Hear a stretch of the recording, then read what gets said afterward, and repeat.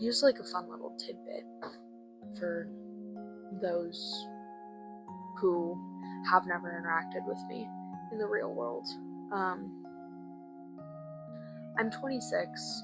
I was initially diagnosed with depression when I was 7 from a school psychologist. My parents sent me because I thought I was dyslexic. Don't know if I am or not. Don't quite remember that, but I do remember my parents telling me that the school psychiatrist had diagnosed me with depression. And that is such an odd thing to think about as a 26-year-old. Because at 7, I thought I was doing fine. My dad was my best friend, but I had friends at school. And I think I had interest in things. There comes a point in life when you have any form of a mental health diagnosis where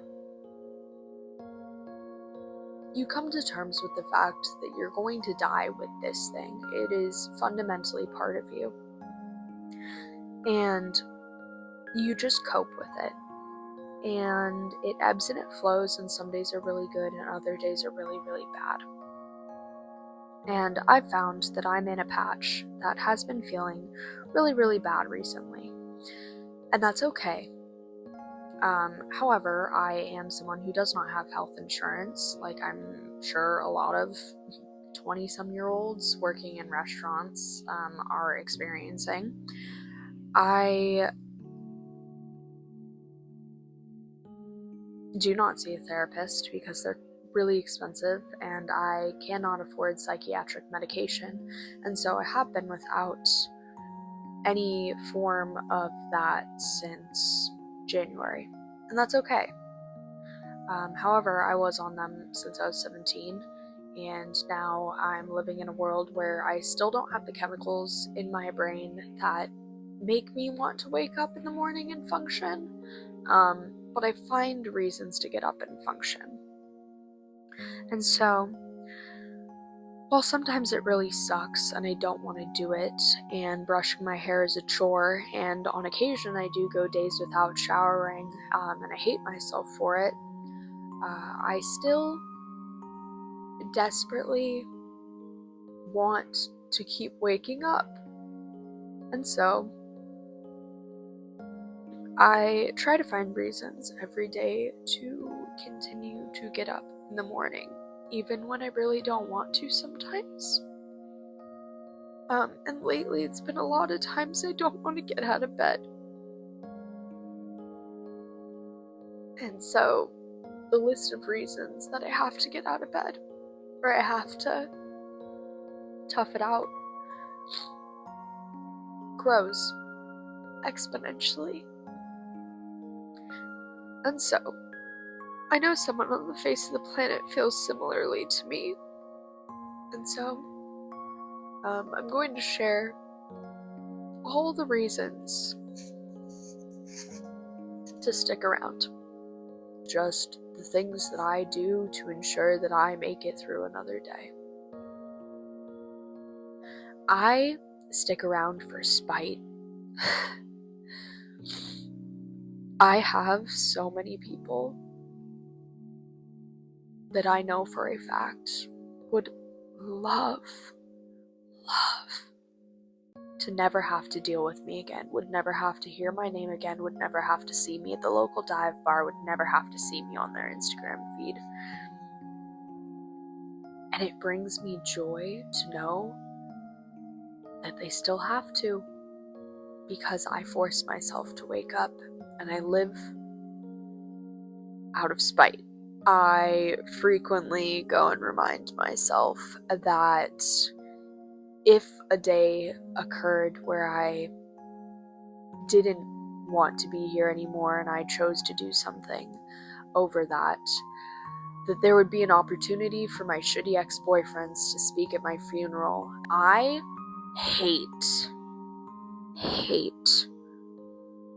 the concept that they would get to go and give me a eulogy when they treated me like shit, and that people in the congregation at my funeral would go, "That's so sad. They had the opportunity to love her, and now they're here talking about how she's dead, and I'll never give them the opportunity."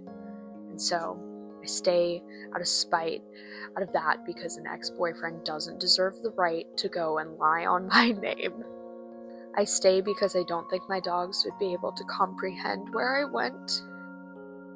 And I stay because even though I know my mom would understand it wasn't her fault, part of me thinks she would always think it was. I stay because my stepmom is really cool, and I haven't done enough shots with her.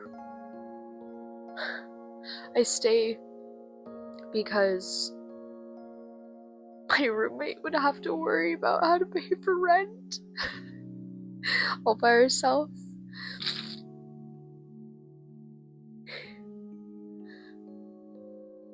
I stay because the 1975 hasn't released a new album yet, and it's been years. And I know it will be better than the last. I stay because I haven't gotten all the tattoos on my list. I stay because I never learned how to play guitar. And the thing is I never will. But it's on my bucket list. And so if I never learn, I can never kick the bucket.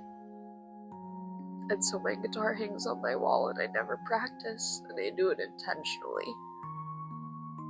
I stay because I know that love exists, because I feel it in such pure ways from my friends all of the time. And I hope to experience it sincerely from romance. So, you might be at the point where you're asking, you have this whole list of things that you want to accomplish or you've never done, or you stick around for, that make it feel just even a monochrome better. Because it's not, the goal is to not make every day perfect. The goal is to add just enough to your everyday life that you make it through the next 24 hours, and then you rinse and you repeat, and you find a new reason to drag your ass out of bed and function for another day. And so I wake up and I do my makeup like I'm going to meet my worst enemy on the street, and they can't see me like this, how I am now, with snot running down my face and tears and pimple patches, because this would be the easiest way to go out of the house when I feel like shit. But someone that I dislike would get great pleasure out of seeing me in shambles, and I could never risk that, because I'm living for spite, remember? I'm doing this out of spite. So I do my makeup. I save little treats for myself on the days that are really hard. I have shampoo and conditioner I only use on the really, really bad days. It feels like a little treat. I have emergency money in my Starbucks account for the days that I know I need a pick-me-up, so I can buy myself a caramel macchiato on the way to work. And I listen to playlists that have silly little names that are latent with inside jokes and songs that are so angry. I listen to the Bee Gees, and I listen to Mama Cass Elliot. And on occasion, when I'm really in the mood, I listen to Smack a Bitch by Rico Nasty, because I've found in my experience, you can be in the deepest depths of despair, but something about that song really just gets me going. I could make it another hour after listening to Rico Nasty. And on occasion, I decide on a whim that there's a hobby that I have to master tonight. I need to learn how to do a handstand, or the splits, or I have to finish an elaborate painting. So I set a goal, and I do everything in my power to go and achieve it, and you never do, because I've never done the splits, and I don't know how to do a handstand, and it takes me forever to paint. But it's something that keeps me preoccupied long enough to keep going. And I go to work at a job that I really love, that brings me, for some reason, some sense of fulfillment. And I pretend like I'm gonna meet the most important person in the world at my silly little restaurant job. And I wear my expensive perfume when I go out. And I go to the local dive bar, even just to read by myself. Because I might feel alone, but I'm not. There are beautiful people everywhere, and I haven't met them yet. And one thing that plagues me, and probably makes the depression a lot worse, is I so desperately want love. It's narcissistic to say out loud, but I think I'm so cool. And I have the capability to be like the world's greatest girlfriend. And everything past that. To quote a wise woman, I live for the hope of it all. And maybe that's inappropriate, right? You're supposed to find peace in who you are, and being alone is healthy to some extent. I'll come here today to tell you I love myself a great deal. I think I'm a good person. I would spread myself so thin to help anyone, anything. I love to love, and I love to learn about the people that I encounter in the world. I thoroughly enjoy being around to see my friends happy. And so I stick around because I know my friends would love to see me happy. And they've never gotten the opportunity. And I can't deprive someone of that. I can't deprive my mom of the opportunity to see me wear a white dress, or to meet her grandkids. I can't deprive my friends of the opportunity to be a bridesmaid. I could never deprive my niece of the opportunity to be a flower girl, or my nephews the opportunity to be ring bearers. I can't deprive myself of the opportunity for the potential that things go right. And that all the feelings I've been feeling, and the anxiety, and the little lies that your brain concocts when things feel bad, to be wrong. Even if it does always suck, and maybe it does feel like this forever, how would I know if I don't stay? And I know on the day that I inevitably am proven wrong, and things do feel better, and I'm in a place where I have all the things that I could possibly want from life, and maybe even then some,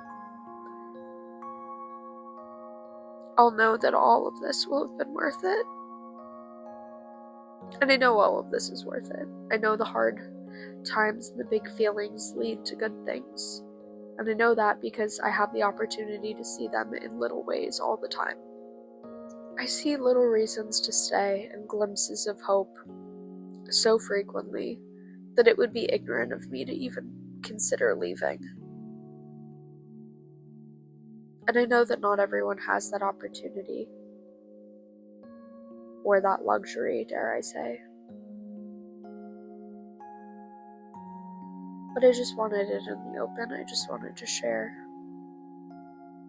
all of the little reasons that I stay.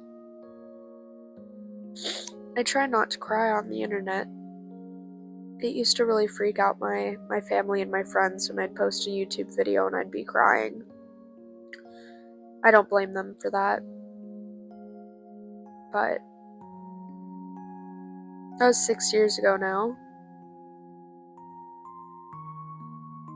Some things never change. I still cope on the internet. And I probably still make people feel very uncomfortable with my social media presence. But I still think it's fun. And I like to think that if someone sees this, maybe for a moment they feel similarly. And they think of what their odd reason to stay is, and they choose to implement it and think about it on the next day that they can't get out of bed, and they choose to drag their ass out of bed and go for another 24 hours, that maybe I've done exactly what I was supposed to, and I've managed to help someone.